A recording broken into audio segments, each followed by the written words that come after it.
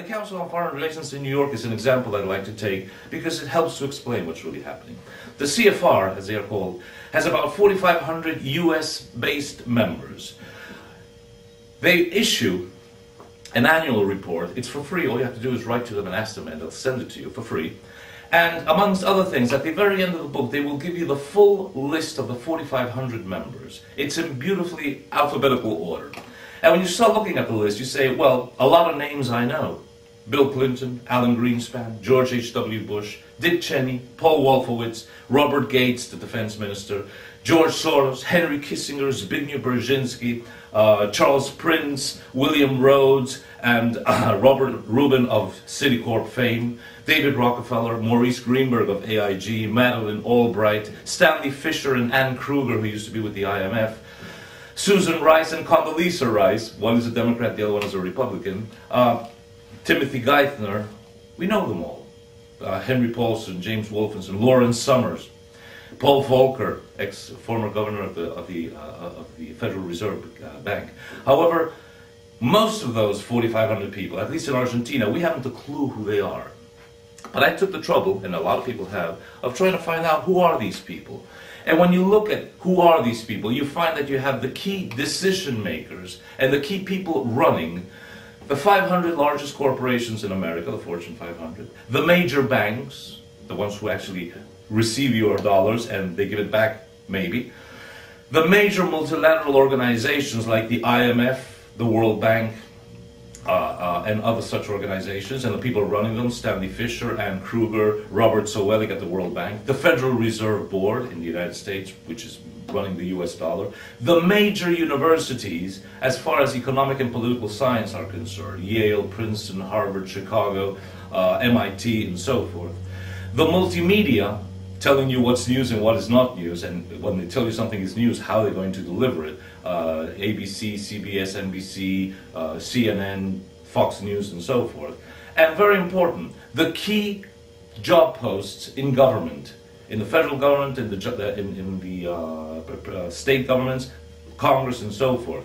Systematically over the past 60 years, the president or vice president, the Secretary of State, the Secretary of the Treasury, the intelligence community, the key embassies abroad, the Defense Secretary, and other such key posts have always been covered. They've always been in the hands of people coming from the CFR.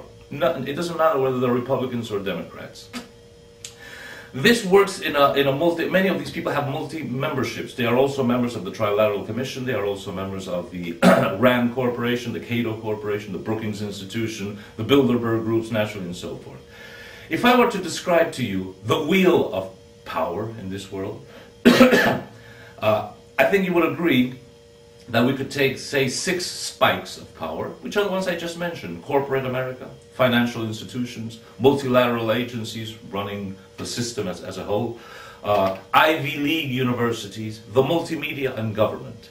And you would say, well, these 6 spikes, why does the wheel of power on a global basis turn in the direction that it does towards this horrendous world government that we are about to see, and not in a more kinder, gentler direction? Well, basically because that wheel of power is driven from a hub. And that hub is the low-profile but high-power network of global institutions and think tanks that are actually planning the New World Order, and they do this on a long-term basis. It takes literally decades. And the important thing is that whilst the planning takes place at the CFR, the Trilateral Commission, the Royal Institute of International Affairs, the Bilderberg Group, no actions are taken from the CFR and the Bilderbergs and the Trilaterals. The important thing is that the decisions taken are then operated by each individual from his natural place of activity, whether it be as the CEO of a major corporation, the CEO of a bank, the deputy director of the IMF, or the vice president or president of the United States or secretary of the Treasury. Look, the best way to describe this would be with a simile. This functions like a symphony orchestra. Many of you, I certainly do, probably have heard Beethoven's Ninth Symphony, the Chorale Symphony. And you probably, if you go to the theater, you will find when you go to the theater that there are first violins, 16 of them, second violins, violas, cellos, basses, woodwind instruments, brass or the metal instruments, percussion, a chorus of singers, and 4 soloist singers. Perhaps there are 200 people on stage, each of them talented and ready to generate the sound, whether it be from the violin, from the trumpet, or from his own voice, to start putting together and making Beethoven's Ninth Symphony a reality. But there is one special exception to this. It's a gentleman who appears on stage with his back to the audience, with a little stick in his hand, and he starts directing, and he makes no noise, no sound whatsoever. But he is the one who stands in the middle and hears the entire mass of music, and he knows that the violins have to sound a little bit stronger, that the brass has to play it down a little bit, and if there is any small mistake or small error on the part of any of the singers, he brings it all together. He is the man who ensures that the entire mass of sound coming out of the orchestra pit and out of the chorus and out of the singers is exact, balanced, perfect, the way it should be. But he is not doing it because he's a dictator or according to his own whim. He is doing it based on a piece of paper called a musical score, which in this case is Beethoven's Ninth Symphony in D minor, the chorale.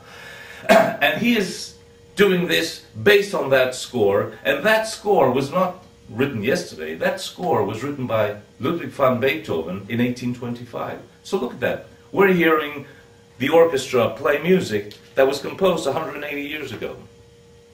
It's very important that we understand this, because in a way the conductor of this New World Order is this hub, this network of loosely tied together but very strong and powerful think tanks with the Council on Foreign Relations, the Trilateral Commission, the Royal Institute of International Affairs, and the Bilderbergs at the very center. They are the ones with a low profile and a lot of clout who make the whole thing happen.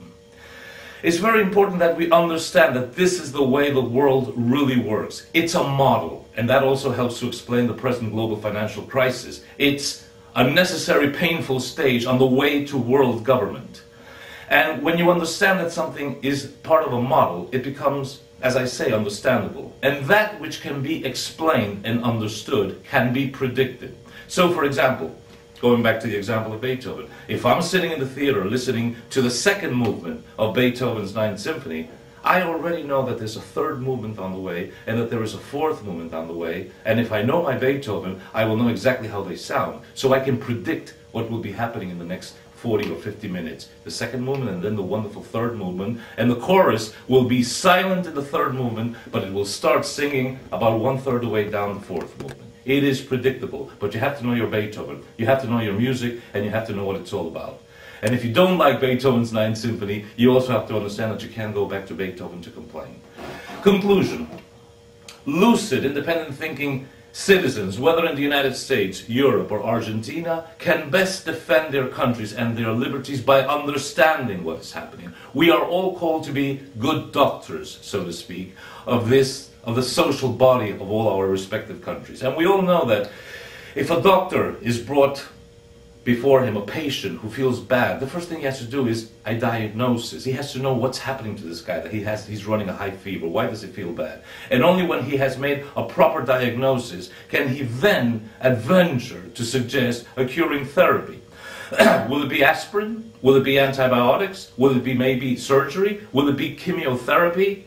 Will it be intensive care? He can only do that once he has understood the nature of the ailment, he has understood the gravity of the sickness, and he can do something about it. So, dear friends, everywhere, let's see how we can all work together beyond our respective countries' national boundaries and beyond our respective countries' specific interests to see how we can solve common problems, mitigate the adverse effects of the New World Order that is coming now, and it's called world government, and combat this common enemy. Because if the New World Order people succeed, it's a very small group of very powerful people, in imposing a world government on us, then it's going to be hell for most of us.